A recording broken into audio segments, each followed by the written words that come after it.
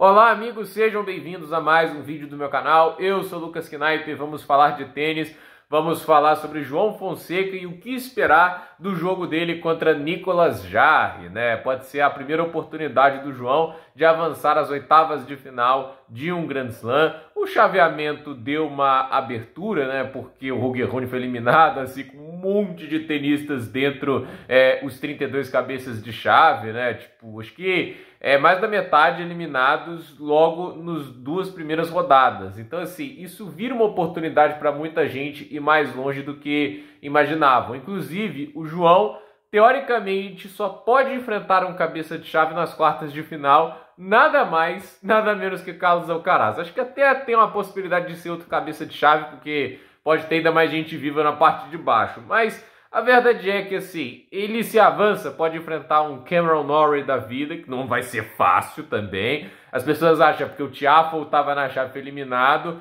o Norrie, teoricamente, mais acessível.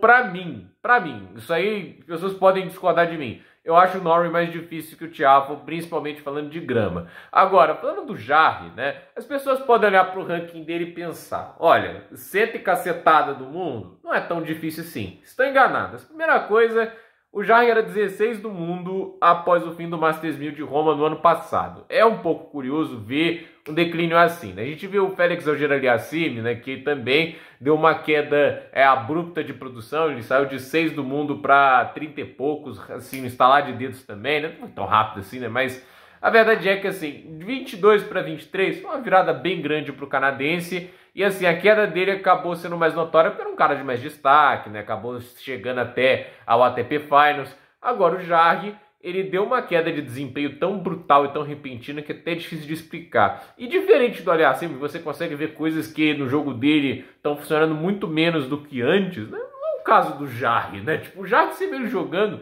não tem tanta diferença em termos de tênis. Ok, ele começou a sacar pior e tudo isso, né? É um pouco bizarro, né? O cara literalmente parou de ganhar por um bom tempo, né? Tipo, ele começou a oscilar muito mais, a ficar muito mais errático, mas as qualidades dele ainda estavam lá em sua maioria, o forehand rápido, a maneira dele sacar. Eu acho que, assim, o Nicolas Jarry, ele é aquele tenista que, assim, ele tem muita qualidade nessa questão do forehand, do saque, e é um cara que está o tempo todo jogando num risco muito elevado, né? Vai muito para as linhas, vai muito para os limites, e ele não está querendo ficar trocando bola. Ele quer encurtar os pontos o máximo que pode. Ele não quer ficar ali trocando 10, 15 bolas. Ele quer resolver os pontos o mais rápido possível e por isso vai forçar o jogo nas devoluções, no saque, nos ataques de forehand. E aí eu fico pensando, qual é o caminho que o João tem que tomar para incomodar mais o Jarry? O que incomoda mais o Jarry? Eu falo aqui, variação incomoda ele. Ele é um cara que gosta de ritmo também. Por mais que ele tente tirar isso dos adversários, né? Quando você vai mudando o peso de bola, quando você vai variando isso, ele acaba ficando meio sem timing para ataque e comete muitos erros, né? Baixar as bolas, usar os slices pode ser uma alternativa muito boa, até porque ele é um tenista muito grande. Ele pegar a bola lá embaixo forçaria ele para uma zona que ele gosta menos. Ele gosta de meter a mão na bola e tirar a velocidade do jogo, seria interessante. E a questão é escolher os momentos certos para definição e tentar colocar o cara em movimento, né? E, obviamente, a maior preocupação do João é colocar a devolução em quadra, fazer o máximo possível para não ficar vulnerável nas devoluções de segundo saque. E a minha dúvida maior para o João não é se ele pode ganhar ou não do Jarry, porque ele pode, entende? O Jarry não é um tenista invencível, o fato de ele ter caído tanto no ranking mostra que ele tem fragilidades, né? Mas não deixe se enganar pelo ranking, ele é perigoso. Agora, ele tem uma questão, né, de que é um tenista que pode dar brechas e, ao mesmo tempo, ele é um cara que já esteve nesse terreno antes, se não me engano, já foi até oitavas de final de Wimbledon. Então, ele tem uma experiência extra que o João ainda não tem. O João vai ter essa questão de controlar as emoções, o nervosismo em um território que ainda é aquele negócio. Ele só esteve lá em Roland Garros na terceira rodada de um Grand Slam, e lá ele estava enfrentando um figurão da atualidade, que é o Draper. O Draper é um tenista que está no número 4 do mundo. Então, é aquele negócio. Eu não acho que ali havia uma responsabilidade de favoritismo, né?